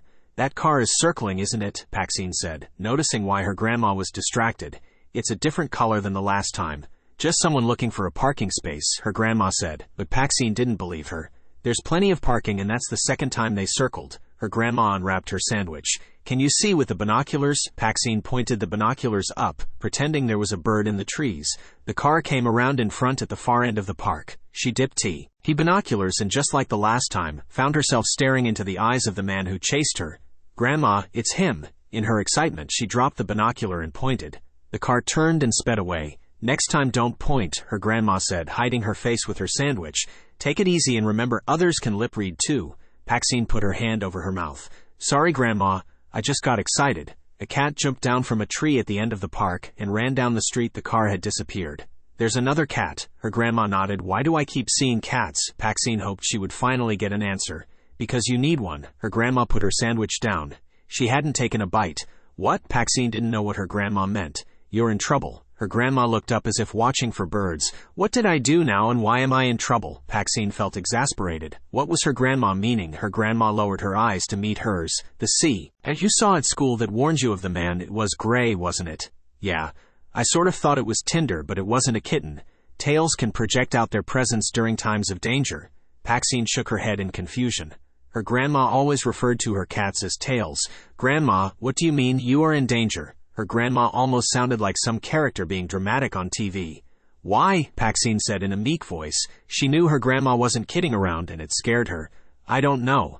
That was the first time PAXINE had ever heard her grandma say those 3 words. She always thought her grandma knew everything. What do I do? PAXINE had the feeling being in the park was a bad idea. Eat your lunch. Her grandma bit into her sandwich. Oh, normal. Do you think they'll be back? She bit into her sandwich, but didn't feel any better about being out in the open. Not the same person, maybe someone different. Her grandma spoke behind her sandwich. Might be a good time to teach you how to be discreet. They ate their sandwiches in silence. Her grandma finished her lunch, putting all her trash into the box. You do have good instincts, but now you know if you see a cat, you need to be careful. Why can't I get a cat now, one of those kittens, in time? What time? PAXINE said in exasperation. I need to get Tinder trained, her grandma said, changing the subject. Why does Tinder need training? When you play a game, all the players have to agree on the rules, right? Yeah. PAXINE felt some excitement that she was getting an answer. Well, Tinder and I are learning the rules, and the trainer helps us both understand what the rules need to be. Her grandma held a napkin to her face. But what does that mean? PAXINE took the hint and held the bottled water up to her lips. If I point at something, what do you do? Look. Exactly. Well, I need Tinder to realize that when I point, she needs to look, and what he reason is for looking. Okay, but why? Tinder is always with me. She needs to understand what she can and can't do, especially in public. Why do you take her everywhere? Her grandma laughed. It's hard to explain until you experience it yourself. You will have to wait. How long? PAXINE said with a moan. As long as necessary. Done with lunch? Her grandma rose. Just my water and my cookie. I can eat them in the office. The lady with the stroller, who had seen the waterer, was crossing the street over to the park. I wonder if she's still looking for her robot, PAXINE giggled. Let's not find out. And remember not to trust everyone. Her grandma rose. I can't see her as a spy, PAXINE said, gathering up her trash. Those are the best kind. Her grandma led her not toward her office, but to the cleared area on the other side of the park. She tossed out her cube. Where are we going? Learning to be discreet means not letting anyone know where you are going. PAXINE didn't understand, entering the cube. The lady didn't seem to have seen them, still looking around bushes as she pushed her stroller. The cube door opened, revealing her grandma's office. Oh, we didn't want them to know where we were going. She felt a little frustrated that she hadn't gotten what her grandma meant. Exactly. Hey, Greta. PAXINE will be here for a while. Hi PAXINE. Like lunch? Greta was sitting at her desk. The best. She patted her stomach. News of Patricia? Her grandma headed into her office. The lady with the expensive shoes? PAXINE checked out the window to see what the lady with the stroller was doing and to see if the car returned. Yes, the lady with the expensive shoes. The one and only, her grandma said. She is doing well. Everything seems to be under control, Greta said. The lady with the stroller was at the fountain, looking like she was picking money out of the water. A large delivery van pulled up, blocking PAXINE's view of the park delivery truck. Looks like they are coming here, PAXINE said. PAXINE, come on over here. Greta danced over to take her arm and pulled her toward her desk. Delivery, Greta said into her grandma's office, but her voice sounded too sweet. PAXINE felt as suspicious as when her parents were hiding something from her. I'm on the phone. Her grandma sounded irritated. Crate, Greta said, as if that explained everything, but only confused PAXINE more. This is our conference room, she ushering PAXINE in and shutting the door. PAXINE wondered how anyone could understand Greta when she only spoke a single word, but the sound of her grandma out in the waiting area told her that the word had been enough. Wait right here. You can draw on the whiteboard. Here are some markers. Greta left. Markers? Draw on the board? What was she, a kid? Her grandma and Greta sounded excited. Why wasn't she allowed to see the delivery, so no one knew she was there, or so she didn't see what was delivered? She moved to the door, pushing it open a crack. The door didn't open far. Something was blocking it. She thought she could see part of a pink watering can. No six-legged stool was going to keep her trapped in a room. She pushed harder, but the door didn't budge. I'll make the facilities ready and call the trainer, Greta said, her voice coming down the hall. Excellent, her grandma said. The door to her grandma's office shut. Ding. A cube? Hi Greta, her mom was here. How's the house business? Her grandma said. Her mom must have made a face. That bad, huh? Her grandma said. They're going to refund half the cost, but that doesn't do much for all the time it's going to take sorting through the mess. At least with boxes, you can set them aside and do later, but they dumped all the boxes. Not a box in the house, and stuff blocking doorways, her mom said with irritation. I have PAXINE's birthday present, her grandma said. Her birthday present, was that what was in the crate? She pushed harder against the door, but the waterer wasn't budging.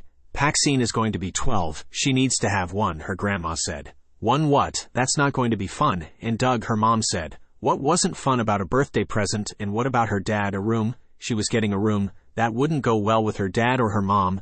Just blame it all on me. It's that simple, her grandma said. It had to be a room. She could play her games for hours. Hard to give up a gift once it's given, her grandma said. You never gave up a gift. Why would she? Trained, her mom said. No, but well started. She is going to have to be in on some of the training, her grandma said. Training? You coming to dinner on Sunday? Her mom said. Of course I'll be over for dinner on Sunday. I need to see your lovely new house. Do you think you'll have it organized by then? Her grandma said with a laugh. No, but feel free to help. The waterer moved, heading down the hall, allowing PAXINE to open the door. Hi, Mom. She tried not to look rushed when she came down the hall. What is that? Her mom eyed the waterer. Waterer. Takes care of the plants, her grandma said in explanation. Is it fixed yet? PAXINE watched it head for a plant. We'll see. The waterer tiptoed up to the first plant and tipped its watering can. Water flowed, giving the plants a long-needed drink. Yep, it's fixed. She wondered if she could ask why she got locked in the conference room. I thought I was going to have to water them myself, her grandma said, pretending to exaggerate the task. Well, let's go, PAXINE. We've got lots of work to do. Her mom stepped back into the cube. Her grandma winked at her and waved goodbye. PAXINE thought the day would never arrive. She ran to the living room to make sure it was really happening. Today was her 12th birthday, and her dad's gift to her was a room for the day. She loved electronic games, especially her virtual reality games. Kurt, her dad's security advisor, stood in the living room tapping on a box to finish the programming that changed their dining room into a room. Are ya done yet? She said. Kurt ignored her. PAXINE glared at him. Above her head were balloons and ribbons, and on the counter was her cake, but she could care less about them. She wanted Kurt to hurry up and finish the room setup. He seemed to be taking his time. She thought about cursing him in Spanish since he only knew English, but she didn't want her dad to hear. The only thing she could do was glare. Kurt tapped the box one last time. Finished, sir. It's good till 6 p.m. Thanks, her dad said with a nod. All yours, PAXINE.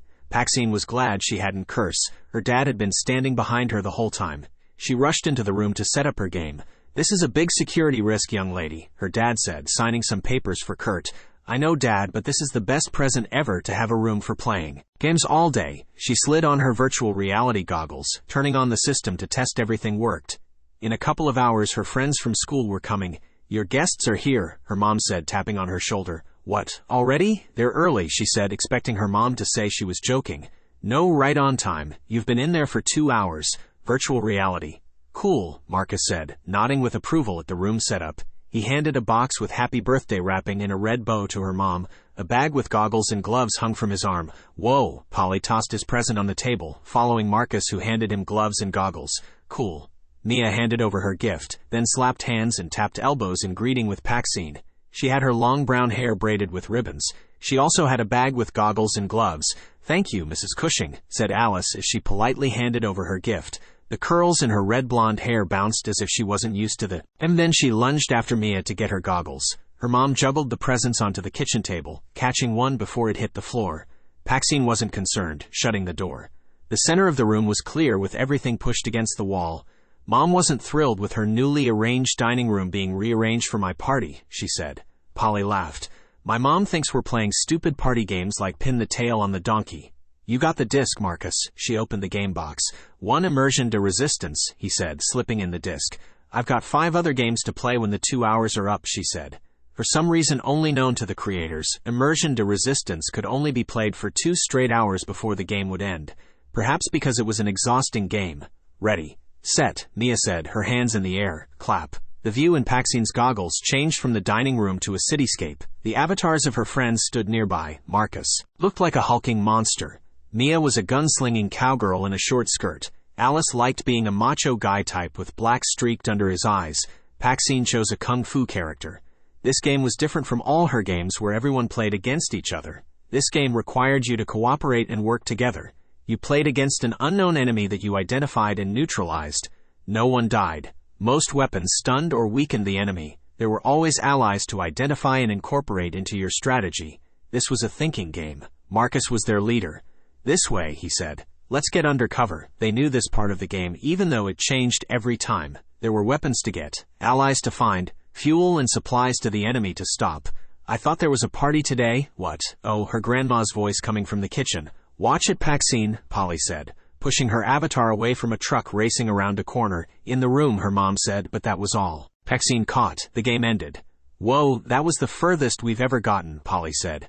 I can't believe that was only 2 hours. Felt like we just started, Mia said. We reached the point that next time we won't have to waste time on weapon retrieval, Marcus said. We just might make it to the next level. So what's next? Mia said. How about virtual back alley racing? PAXINE said, pulling out the disc. My fave, Alice said in a deep voice, mimicking her macho avatar guy. Marcus changed discs. PAXINE's character jumped into her virtual car. I missed the noise of her previous parties. Now all they want to do is play in the room. Well, they have 15 more minutes. Her mom again. Did she say 15 minutes? Time for one race. She revved her engine. The starting dude dropped his flag and she hit the accelerator. Cake and ice cream haven't even been touched. Although, I think they would rather starve than quit playing, her mom said. PAXINE tried to block out her voice while she took the first corner. She was behind Polly. He was good at this game. And open gifts, her grandma said, breaking PAXINE's concentration, and she skidded past a turn. She spun the car around in a full circle to get back on track. Oh dear, I forgot to warn Doug, her mom said, sounding worried. Her dad? Why did her mom have to warn her dad? She knew her dad was upstairs on a conference call. That always annoyed her in the past, but today it didn't. She had the room. I think it's time, her mom said. PAXINE passed Mia, gaining on Polly. The finish flag was coming. They were on the fast stretch. She hit her jet propulsion button. The game ended. The dining room lights turned on. Aw, Mom, PAXINE said with a moan. Time to fuel up your engines. There is cake and presents to be dealt with. Your grandma is here. But I almost had him, she said, giving Polly a glare. No way. I was already in jet mode, Polly said, removing his goggles. I was on your tail. Mia said, tossing her gloves onto a chair. I guess a little cake won't hurt, Marcus said. Let's hurry, PAXINE said, thinking they could bolt down ice cream and cake and get back to the games. Hi, Grandma. A strange sensation filled PAXINE. Caution, hope, pinch me because I'm dreaming. The gift bag by her grandma's chair had a furry head sticking out of it. She dropped to her knees. Could it be the wacky tail kitten? The kitten hopped out of the bag and his tail whacked it away. He spun around as if someone was trying to sneak up behind him, only to spin around again at her touch. He was real. His coat was silky and it glittered. He had black rosettes with dark chocolate brown centers. His big yellow eyes met hers. Tache. The kitten's name slipped out of her lips. He likes to pronounce it tac as in tachometer, but his name is spelled like the French word for spot. Rather appropriate, her grandma said with a laugh. Tache's eyes reflected a perfect image of herself as if she was seeing through his eyes, and her mouth was hanging open. What do you say, PAXINE? Her mom said. Thanks, Grandma. Her reflection closed its mouth and then opened to speak. She could feel Tache quiver with excitement, and that his left ear itched. She scooped him up to scratch his ear. So cool, Marcus said, and everyone agreed. Tache raised his head. Yelp. Yes, he thinks he's cool too, her grandma said. A dull hum dampened the mood of the room. Dad, look, PAXINE said, carrying Tache over to him. Yes, I see, her dad said, but he was glaring over her head at her grandma. You have a lot of responsibility with a pet. PAXINE ignored his words, knowing he was wrong. Tache wasn't a pet, just like Tinder wasn't a pet to her grandma. He was more than that. Cake, her mom said, easing the tension. Yeah, Marcus said. Fireless candles, no real ones, PAXINE said. Taking a good look at her birthday cake that she had ignored all morning. Fire hazard, her mom said, ready. With a knife to cut the cake as soon as she blew them out. PAXINE felt silly. One blow and the candles were out like they were designed to do. You got your wish, hooray, her friend said, cheering. Yes, PAXINE thought, putting her hands on Tache. I did get my wish. Her mom handed out cake and ice cream while PAXINE opened her gifts. Tache sat on her lap helping her untie ribbons and bows. Marcus's box contained a book on strategies for winning immersion to resistance. She could tell he had already read it since the pages were ruffled and a couple of corners were bent. Thank Marcus. Next time we'll get to the next level. Mia gave her a kickboxing game. Cool. Thanks, Mia. Here, Grandma, you might like this one, she said with a laugh. Already have it. She couldn't tell if her grandma was kidding or not. My mom thinks I'm giving you a necklace, Alice said, looking embarrassed now that PAXINE's parents and grandma were looking on. The small box was just big enough to hold a pink Swiss Army knife. Wow, thanks, PAXINE said, thinking this was the neatest gift after Tache. That is actually very useful, her mom said to Alice's relief. I'm glad that wasn't a necklace, Polly said. PAXINE opened his box. It's a crocodile tooth necklace, he said. Cool, thanks, she slipped it on. Wow, thanks everyone. However, her eyes were on Tache, but so were everyone else's as they dangled ribbons to tease him. Polly wadded wrapping paper and bounced it toward Tache, who caught it. Cool. He made some more wads. Tache batted at one, and it flew into the room. He ran after it. Let's finish the game, Marcus said. PAXINE thought he looked surprised when everyone obeyed him. They all rose and ran to the room. PAXINE flipped the switch and the game roared on. She adjusted her goggles. Even though the game was blaring full blast, she found she could hear the adults in the kitchen as clear as if she was there, unlike before when she could just barely HEA. Oh, them. Do you know how hard it is to keep security? Do you know how much harder it is going to be with a cat tripping alarms? Her dad said, not sounding happy. PAXINE was glad a gift given was not a gift returned. I understand, her grandma said. However, I believe Tache will not be that sort of a problem. Just what sort of a problem will he be? Her dad said. He won't be a security risk. I can assure you. He will be very good company for PAXINE and a good learning experience, her grandma said in explanation. The last thing we need to be bothered with is a cat, her dad said, storming out of the room. Ah, her mom said. Good thing you didn't warn him. He would have had more time to stew about it, her grandma said. He'll be a grouch for a while. I'm sure he's already on the phone with Kurt, her mom said.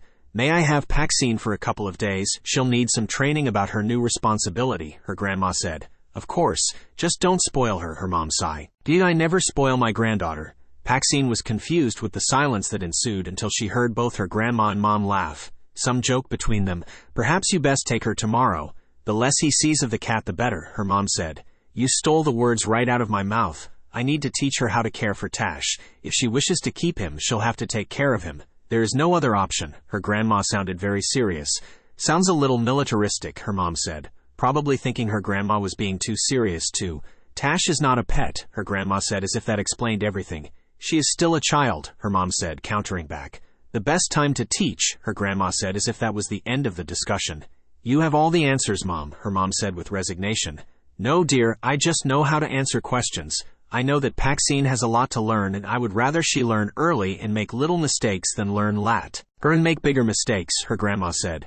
PAXINE liked being with her grandma. She looked forward to the training and wondered what sort of training she needed to take care of a cat. How is your new one doing, her mom said.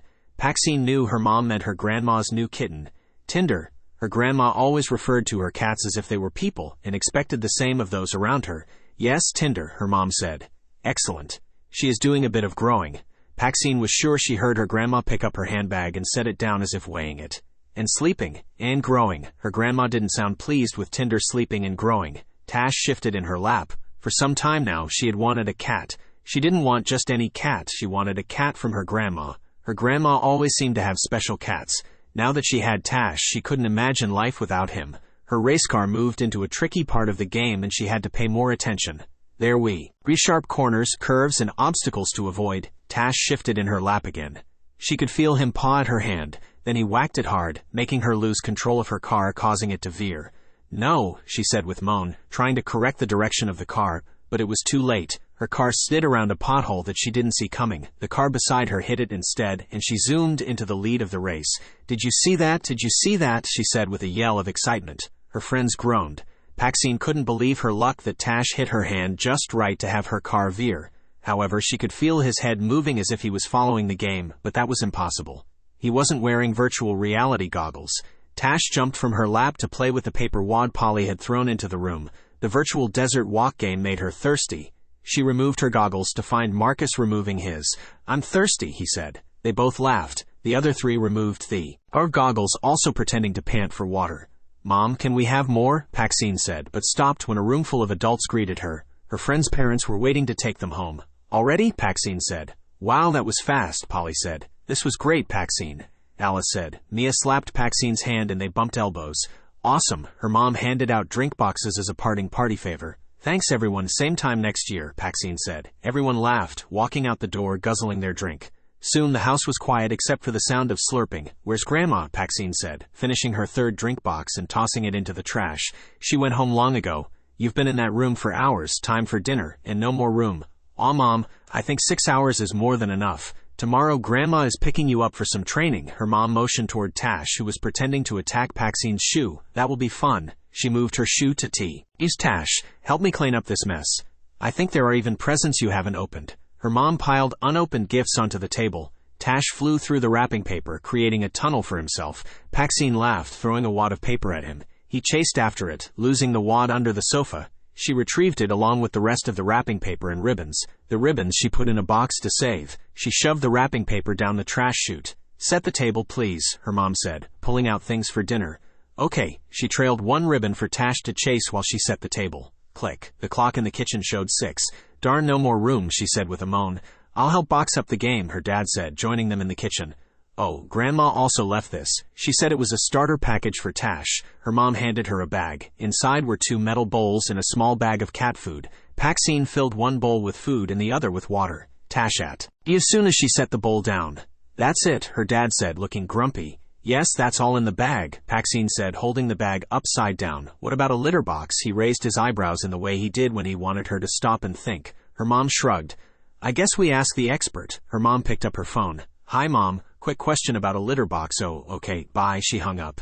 "She says he uses the bathroom." "Excuse me," her dad said, looking as if he was imagining cat puddles on the bathroom floor. "He knows how to use the toilet," her mom said. Her dad looked skeptical. Her mom shrugged. PAXINE wondered how Tache could use the toilet. "He would fall through the middle if he sat.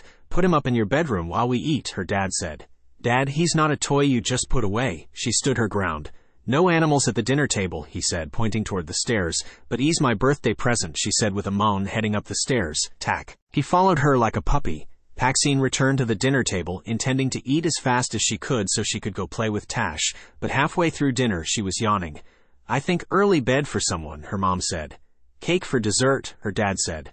"I've had enough cake and dinner." "Can I go?" PAXINE said with another yawn, letting her tiredness be a good excuse to go upstairs to play with Tache. She didn't plan on going to bed just yet. "Yes, you can. You did a good job cleaning up after your party." "Thank you," her mom said.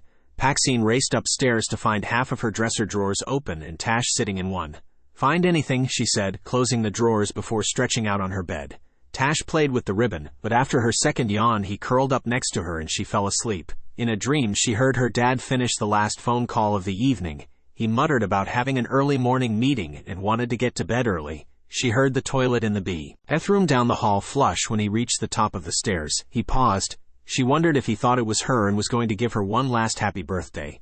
Then she felt she was Tache popping out of the bedroom and freezing when he saw her dad. She watched her dad stare at Tache. Then Tache dashed down the hall to her room. "The cat uses the bathroom," he said, mumbling to himself. "The cat uses the bathroom." PAXINE opened her eyes. Licking, morning sunshine streamed through her window. She bolted upright. All of her dresser drawers were open and the closet door ajar. Tache was at the foot of the bed grooming his paws and smoothing his whiskers, licking. "Well, good morning, Mr. Tache.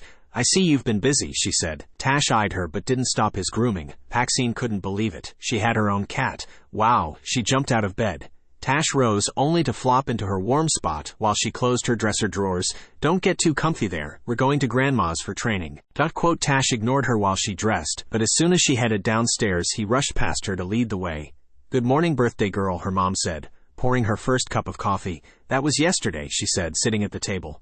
Not until all the presents are unwrapped. You forgot 2 from your Uncle John and Aunt Eva. Her mom set 2 presents in front of her. He always sends me old games. Aunt Eva always sends me sweaters.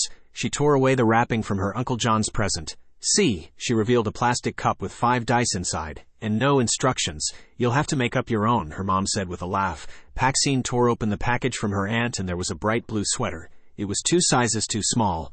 I'll have to tell her you've grown a bit, her mom said. It is a pretty color. Tache jumped up onto a chair. PAXINE dropped the sweater so she could fill his food bowl. Her mom looked impressed, but PAXINE ignored her. No one needed to remind her. She knew how to take care of Tache. He was special. She would always know, just as her grandma always knew with her cats, what they wanted or needed. What time is Grandma coming? PAXINE made a big deal of putting the cat food away. Soon, I suspect. Her mom picked up the sweater to take a closer look. PAXINE spun the ribbon from her Aunt Eva's present for Tache. He scampered after it, rolling as he caught it. The ribbon wrapped around him. A loose end caught his eye and he chased it, racing in circles. Good morning. I see you're winding up, Tache. Her grandma came down the stairs from the cube closet. Hi, PAXINE said, laughing too hard. Grandma. Sorry, Mom, didn't even hear you come. Tea, her mom said, laughing and wiping tears from her eyes. No, thank you. We'll be right off. Her grandma pulled out a tangle of straps from her pocket. For training, here's a harness and leash. PAXINE unwound Tache from the ribbon and with her grandma's help fit the harness. Be sure to check how tight it is every time you use it. You'll want to loosen it as he grows. Her grandma slipped fingers between the straps to show her how tight they should be. Okay, let's go, Tache, PAXINE said. Tache bolted toward the stairs, towing her along. Bye, Mom, PAXINE said, looking back. Her mom looked as if she was expecting something, exchanging looks with her grandma. PAXINE rolled her eyes, racing up the stairs toward the cube with Tache. Her mom wanted a hug, but she was 12 now and too old for a hug every time she left the house. PAXINE was excited when she skipped out of the cube into her grandma's living room. No skipping in the house, her grandma said. Sorry. She bounced on her tippy toes instead. Tache tried to tow her out of the room, but she grabbed onto the sofa while her grandma shrunk her cube. Then Tache tried to catch the cube, but her grandma caught it with an expert hand. Cubes are cool, PAXINE said. She was hoping her grandma might mention it as a possible gift, like for Christmas, but she didn't.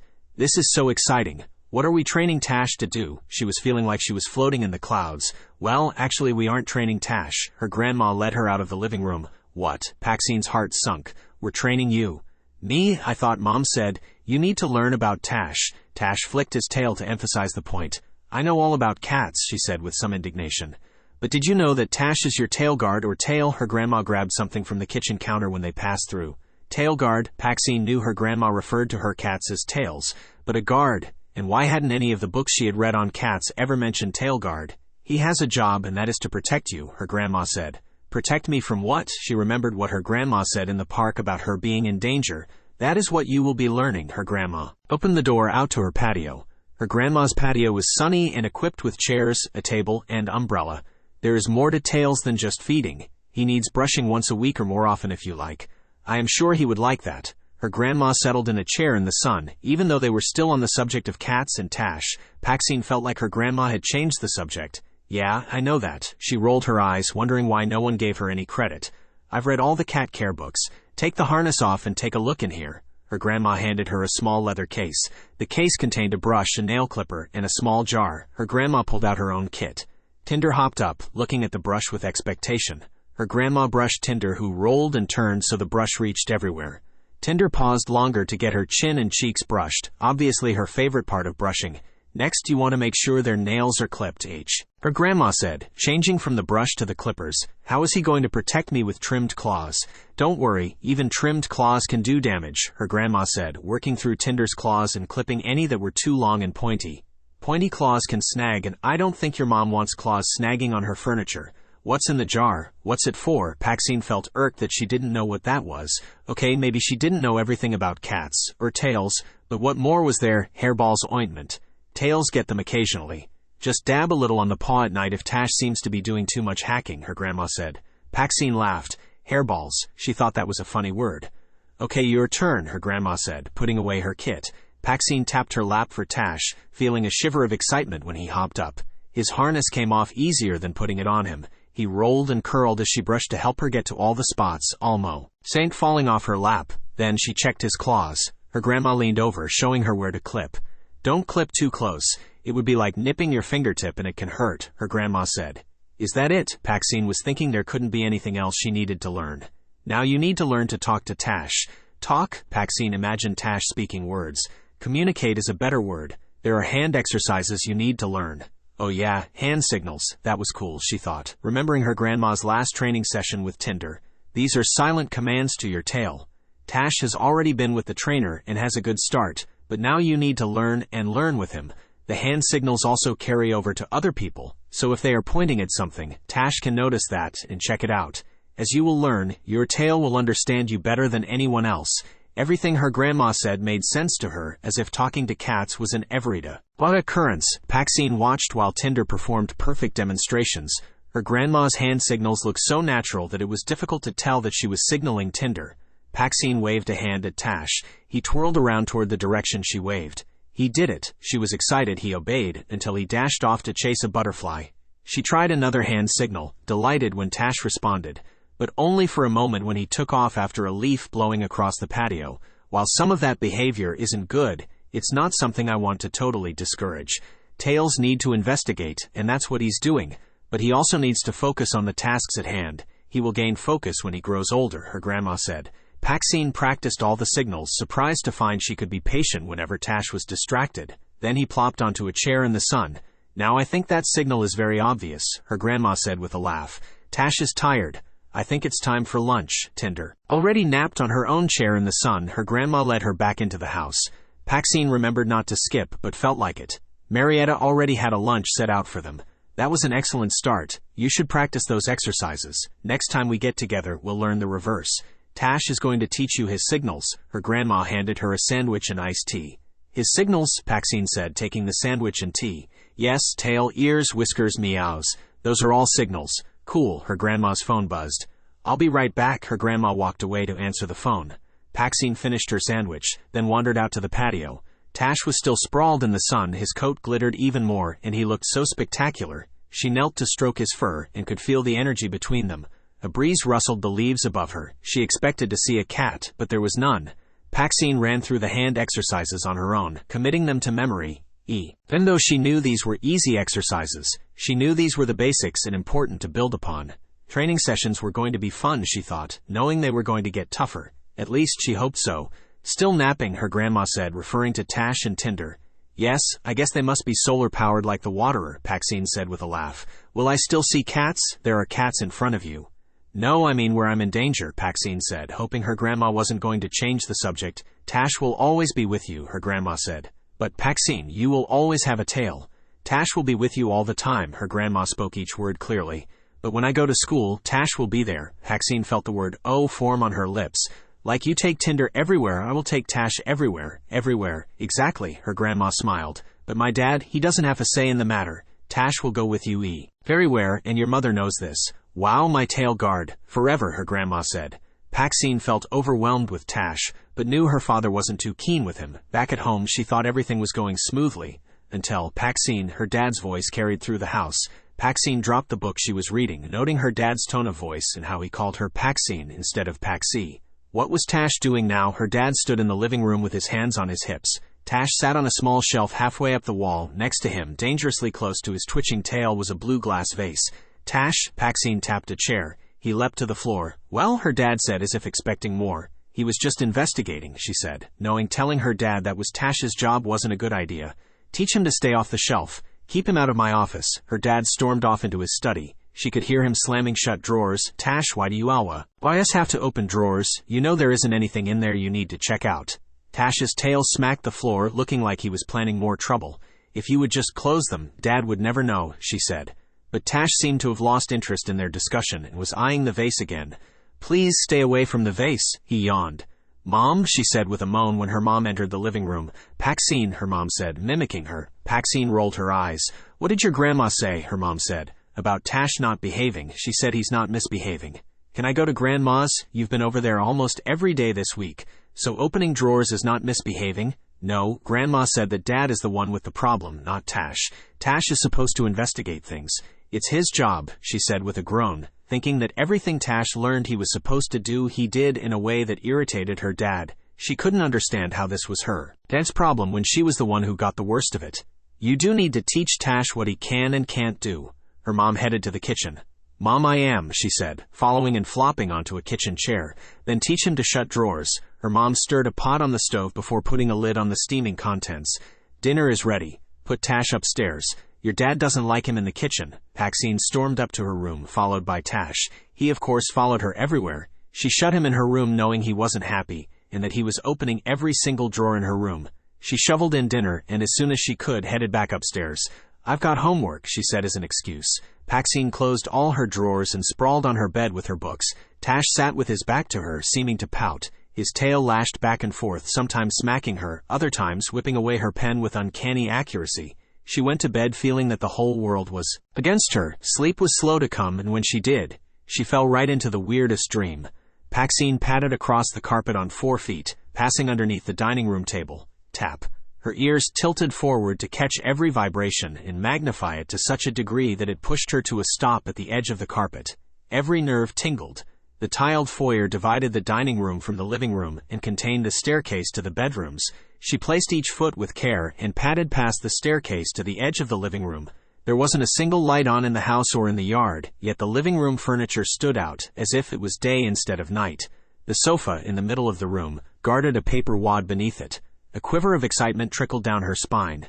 She felt overwhelmed with the desire to capture the paper wad away from the sofa. Whack, she flinched, her tail having a mind of its own, twitching against the wall.